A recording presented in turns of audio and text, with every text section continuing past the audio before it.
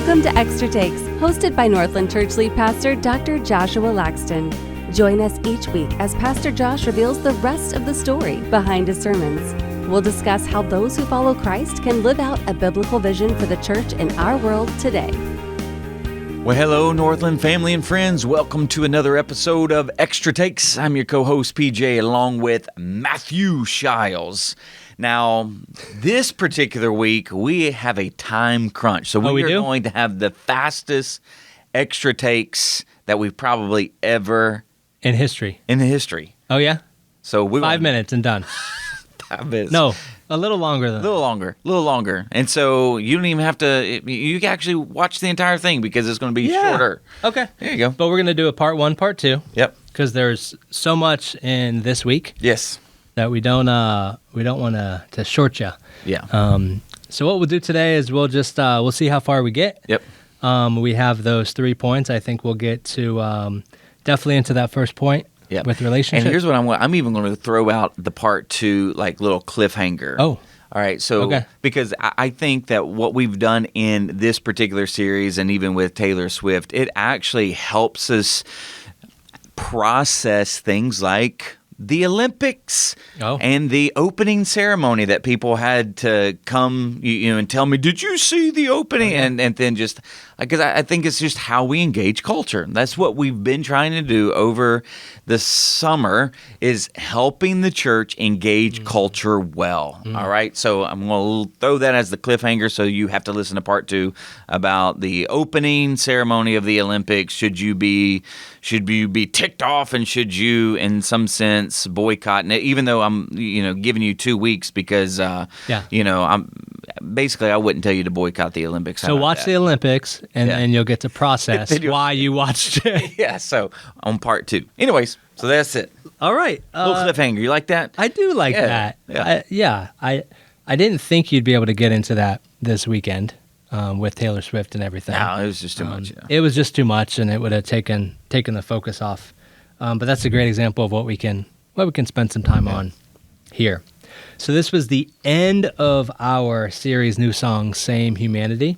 This was week 4, and this was Taylor Swift. So this was the worst kept secret. If anyone gave any thought to it, everyone was like, well, of course you're going to do Taylor Swift. Yeah. I'm not sure anybody that talked to us guessed it wrong. So instead of doing one song like previous weeks, we did a medley.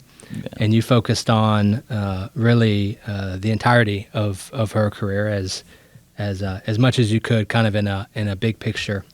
And as a reminder, we had 2 main goals for this series. I think that's helpful for us to remind ourselves every week. Mm-hmm. This will help you spiritually and biblically process the music you listen to, and it will equip you to engage missionally with friends, families, and coworkers.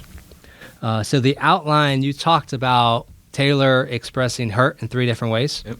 So really it was about relationships, it was about business, and about unforgiveness. So you laid out this question that you wanted to answer was, how do we have a life that is nurtured rather than tortured? Yeah. And that word tortured you took from her most recent album. Yep. It's an interesting word to use. I'm not sure. It feels a bit harsh to use if it wasn't her word. But since it was her word, it's kind of fair game.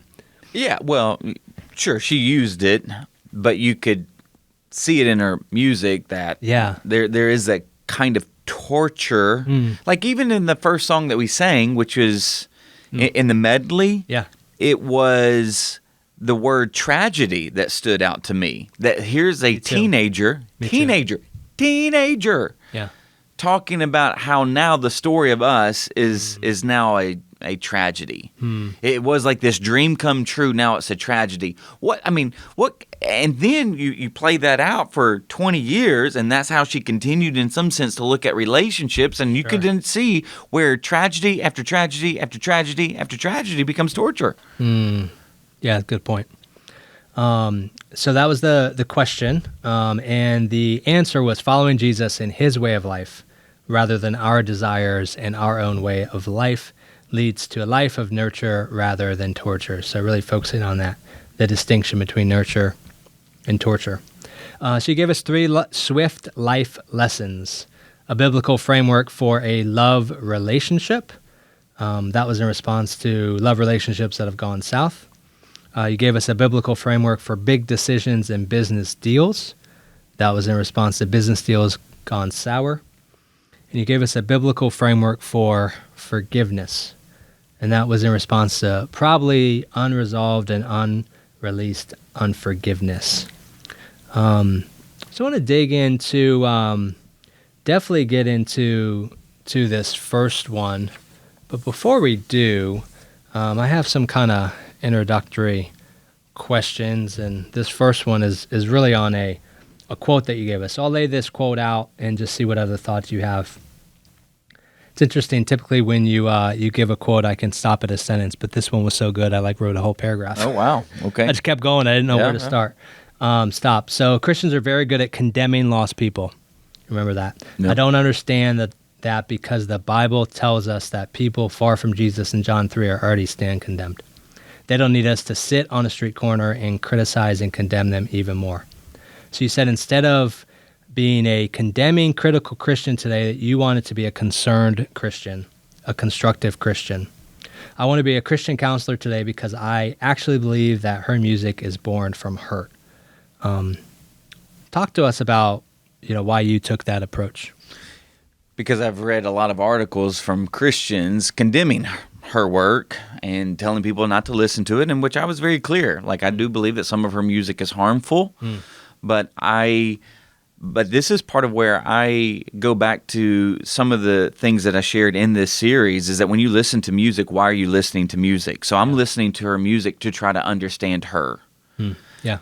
Because it's as if I'm sitting in my office counseling somebody far from the Lord. Listen, let them. I want them to express where they're at. I want them to express their hurts, their habits, their hang-ups. I want them to express what they feel about life. And if you really get raw people who are far from the Lord, they're going to use raw and uncensored language. Yeah.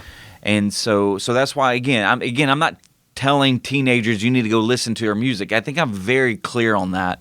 But I think it's very easy for Christians to sit there and condemn people that write music and that have have a huge fan base and that you need to not listen to this person, and in some sense cast them away. Whereas, okay, their music resonates with millions of people. Yeah. I think you might need to just sit there and maybe try to listen to what's underneath the surface of the lyrics. Yeah. And that's where that was born from, because Christians were like, this is what irritates me actually about Christians, is that we have a tendency to throw eggs and tomatoes at people on the stage rather than to hear. And that's why the music that our culture is singing is what I call a cultural anthropology. They're telling you what they believe. They're telling you what questions they have of life. They're telling you what they're searching for. And again, if you listen, you just might be able to find a cracked door to enter into a gospel, life-giving conversation. You might. And so that's where that came from. Well, and you mentioned the artist is telling you, about their thoughts and feelings and all of those things. And then depending on how the song resonates, you can really see how, millions of listeners are resonating with those thoughts. Yeah. There's a song that she sings on her latest album, but Daddy, I love him, and here just some of her lyrics. So let's see if I can find find them. So stay away from her, the saboteurs protested too much. Lord knows the words we never heard, just screeching tires and true love. And then she, because she talks about church people. She does, yeah, the Hannahs and Sarahs. And so I was just seeing if I could find it real quick. That's towards the beginning, yeah. I looked at that same song. Yeah, okay. I picked out a couple other things with that song. One in particular, what she said, you ain't got to pray for me. which was a line that. Yeah, so God save the most judgmental creeps who say they want what's best for me, sanctimoniously performing soliloquies I'll never see, thinking it can change the beat of my heart when, here's again, I mean, so obviously there's been some hurt in her life from church people. And again, I would say this, I mean, I've been hurt by church people. I've probably done some hurting, as someone who goes to church. But this is where I'm like, shouldn't we be different as Jesus followers? There's a reason why Jesus was called a friend of sinners. Now, it doesn't mean that he condoned the sin. Right. It just meant that he's connecting with the sinner. And that's my heart's desire. That's my missional desire, is to be able to connect with people who are far from the Lord. And this is where I'm trying to help the church. Yeah. Like, if we are going to reach a world, I'm not telling us to become worldly, but we need to be in the world. Yep. So that's where all that came from. That's great. So I have a couple questions that when I ask them, they may seem obvious, but I do think there's a potential for us, our congregants who have sat through these 4 weeks, we may still be asking, these questions. One of them is, what would you say to people that would feel, like this song and others, it's not that serious. It's just entertainment. This music doesn't really affect me. Well, I mean, particularly for Taylor Swift, I mean, it definitely affects her. Again, it's interesting. I've talked to people who have followed Taylor Swift, have been a fan of Taylor Swift, and they haven't liked her latest album. Now, but here's what I would say. If you listen to it, she probably doesn't really care. Sure. Yeah. Because she's built a loyal fan base. She's authentic. She's vulnerable. Maybe this doesn't necessarily fully resonate, with them. Maybe it's a little too dark for them. But I think if you peel back the layers, I think I know why. Sure. I'm thinking again. And what's interesting too is that I listened to her album on Amazon Music, which has a feature where she introduces at least 5 of the songs in her own words of why she wrote the song. So I even have her in her own words. Sure. So, but here's what I would say is that I actually don't think, now sure, there are some music out there that's just fun. Like our what's the Jimmy Buffett song. There's the Jimmy Buffett song that I can't remember what, but it's just a fun song. I think all his songs are fun. Yeah, I mean, so ways, Hey Macarena, maybe that's a fun song.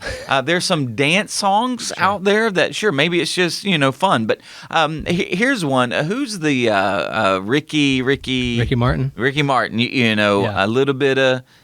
Was it Livin' La Vida Loca? Yeah, that one. But which one? Who sings a little bit of Rita on my mind? A little bit. So is that a harmless song or harmful? Okay, so but think about it. So it sounds fun. It sounds. But he harmless. has a woman every day of the week. Yeah.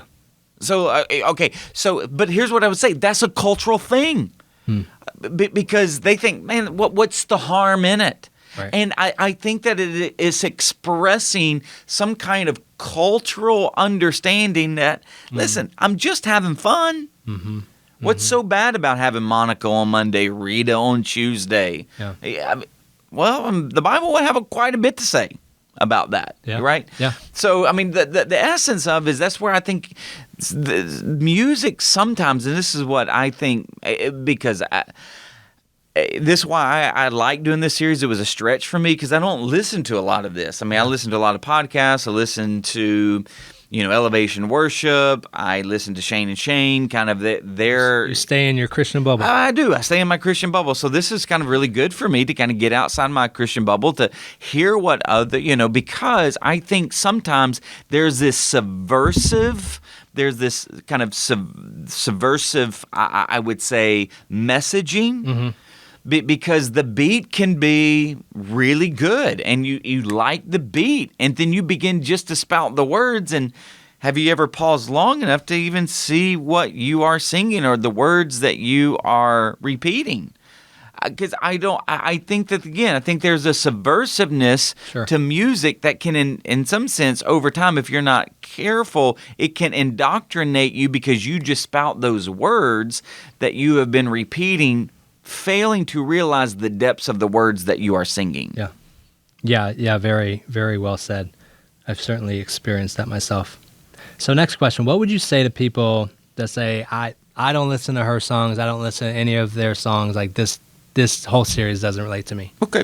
I mean, okay, sure, it maybe not relate to you, because I would say that every series that I do is probably not going to relate to everybody 100% of the time.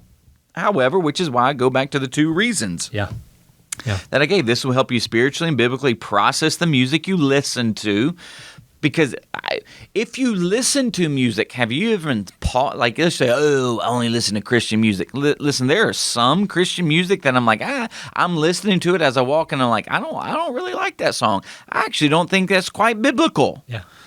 And so I think, and that's important to do. And I think that's important to do. And then the missional part is that, okay, so maybe the people that. So I have had grandparents. I had a grandparent come up to me yesterday. She loved the message, and I tried to finish her sentence that it gave me. And I said, "What, a lot to chew on?" She's like, "No. This is for my granddaughter." And but because I know that she loves this and that she's been struggling with blank, that I want to give her this. I want to actually give her this message. And so it allowed her to missionally think about how it could, in some sense, resonate with someone she loved. So this is part of where if you have this is where I'm like missionally, okay, maybe missionally the people that you know, they don't listen to SZA, Benson Boone, or Taylor Swift, but maybe they listen to Willie Nelson. Maybe they listen to, like, it was funny, I had some people tell me that they went to a Backstreet Boys and Paula Abdul concert this past weekend in Jacksonville.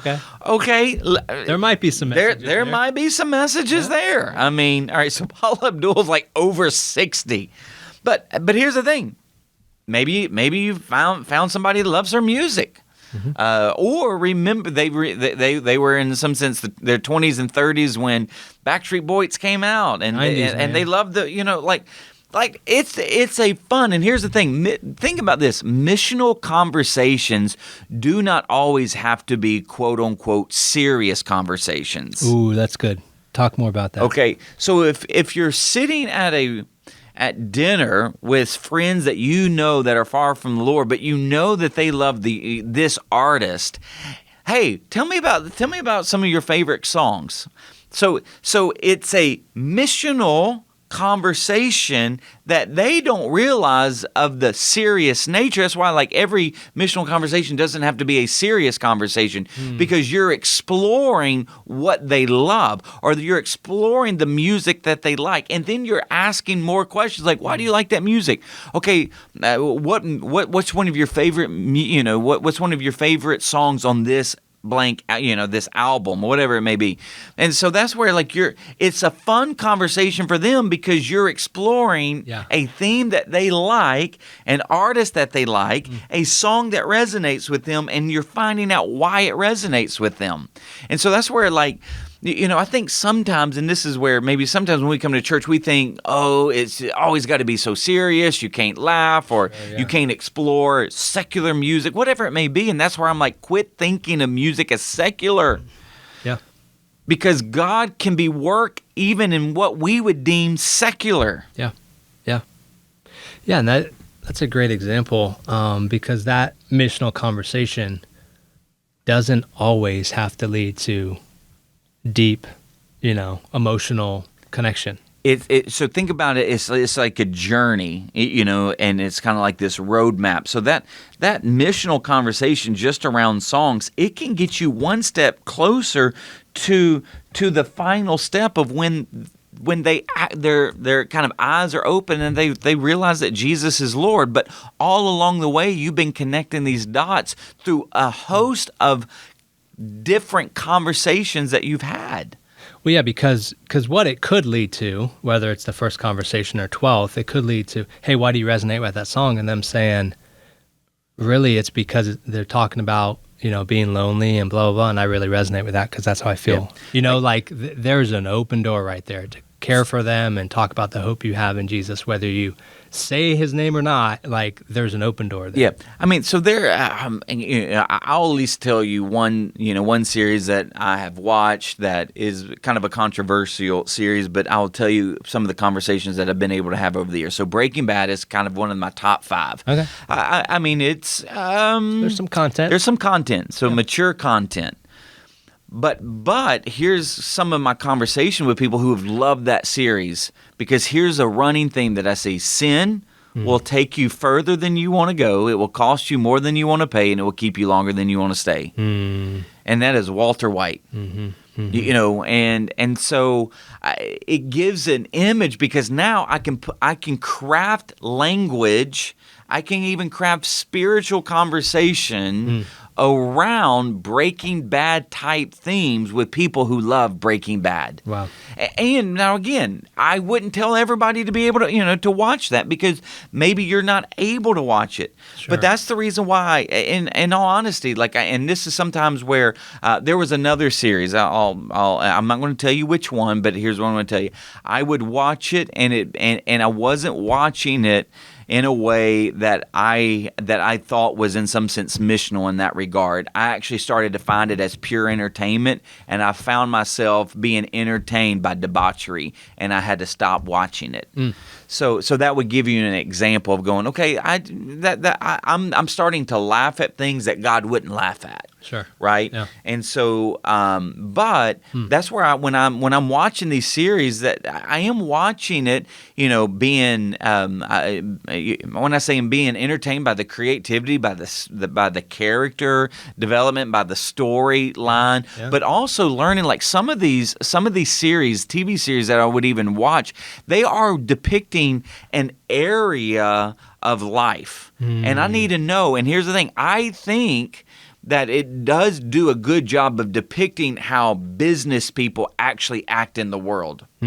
How they try to cut corners. And so it gives me at least a window to peer into how the world thinks about things. So there is a missional element, although that, in some sense there is still a creative and entertainment element.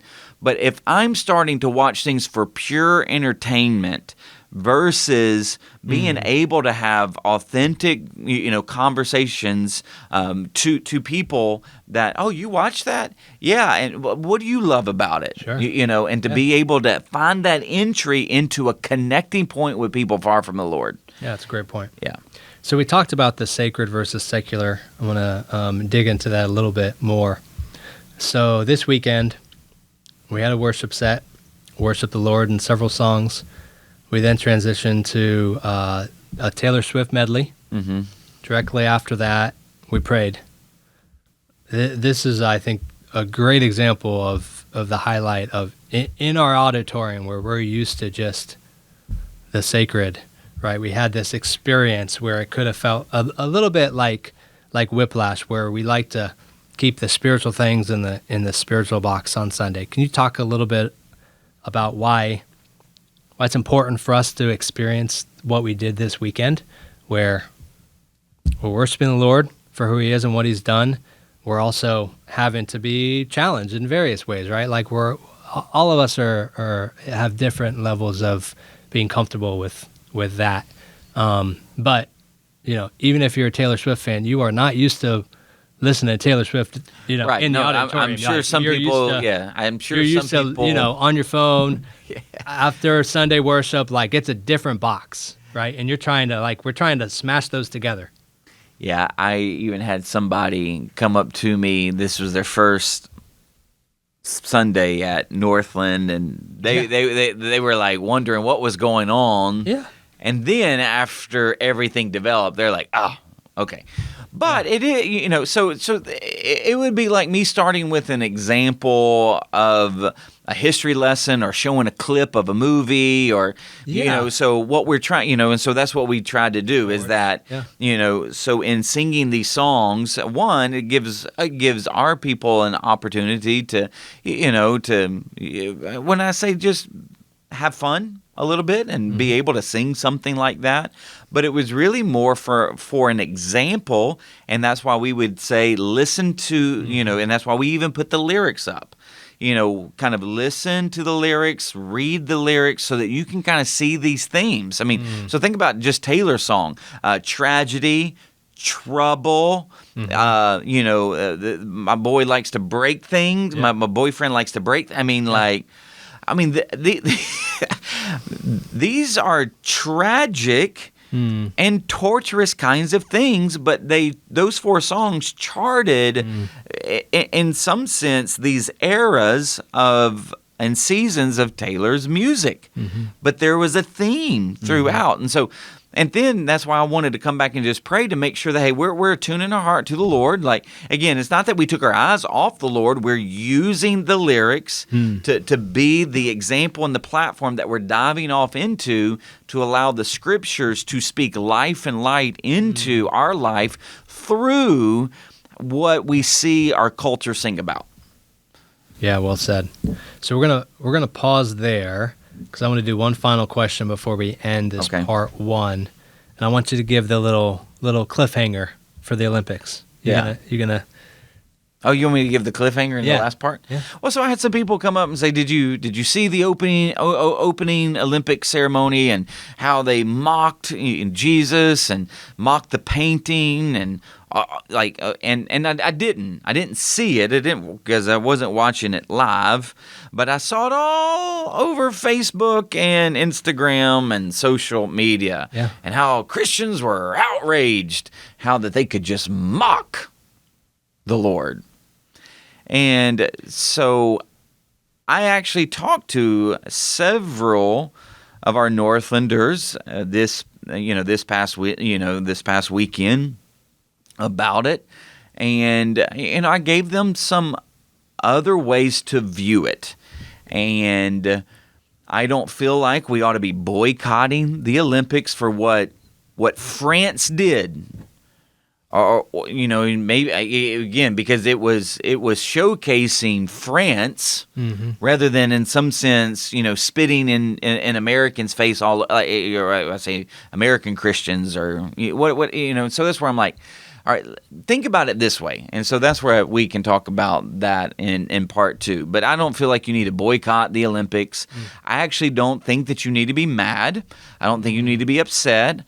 I don't think you need to be offended, because here's what I would always go back to. Christians ought to be the least offended people on planet Earth. Why? Because our God can take care of himself. We don't have to be offended for God. So I'm giving you some, some little appetizers for next week, but don't be offended by what lost people do. Like, lost people will act lost. And here's what I would also say. Again, here's another appetizer. If you, as a Christian, get offended by how the world mocks Christians, then you will be jaded when you engage lost people missionally. Oh. So there's some consequences. There's some consequences. I mean, Jesus, if they hated me, they're going to hate you. But it was also Jesus who said, "Father, forgive them, for they know not what they do." I'll end it by saying this. You do realize, and this is about forgiveness too, you do realize that Jesus has extended forgiveness to every single sinner that has ever lived on planet Earth. Now, that doesn't mean that every single person will go to heaven when they die. It's only those who have received that forgiveness, and you receive that forgiveness that Jesus offers through repentance. So that's part of the reason why, if we have received, if we've received the forgiveness that Jesus gives us, we can extend forgiveness when France and these producers, even if they intentionally did it, mock Christians and mock Christ. Jesus has already forgiven them. Wow. And so for us to take to social media, to boycott them, to talk about how mad and how upset we are, shows us that we are now harboring unforgiveness for what lost people did to Jesus, when Jesus has already said, "Father, forgive them. They know not what they do." This is why we have to be better. We have to be more spirit-filled rather than, in some sense, religiously filled. Religious people get angry when people mock their religion, which is another reason why now I'm getting into it. But it's like people won't mock Muslims, people won't mock Buddhists, people won't mock But if we really believe the Bible, their God is dead. So religious people feel the need to defend their religion, but here's the thing: we don't have to defend our relationship with Jesus. We believe He's the King of the cosmos. We're gonna let Him be God, and we're not. It's a different way to engage culture, and we're not used to it. It is a completely different way. Yeah, we're not, and that's part of this series. We're not led that way. I'm trying to help us get I really believe a biblical, Christocentric way of engaging people who are far from the Lord, because we have a track record in the West of engaging people far from the Lord in a very poor manner. Because here's how it's in some sense evolved. We either reject them and condemn them to hell, which they already are, which I don't even get that again, or we have a way of assimilating and capitulating to believing what the world believes, so that in some sense we're not too foreign from them. Oh, so you believe that we can be this? Oh, well, we believe that too. You believe that you can have relationships like, oh, we believe that too. And so we either have these extremes, these polar opposites. We're either going to condemn and in some sense distance ourselves even further away of a culture that is already condemned. Yeah. Or we're going to capitulate and assimilate, and then there's very little difference between Christians and the world. Yeah, and we're being called to the messy middle. So with that, we'll pause. This is part 1. Part 2 comes up next week. So Northland family and friends, we love you. We're grateful for you. So thank you for tuning in to this short episode of Extra Takes. Blessings. Thanks for listening to Extra Takes. Be sure to follow us on Spotify and Apple Podcasts so you won't miss a single episode.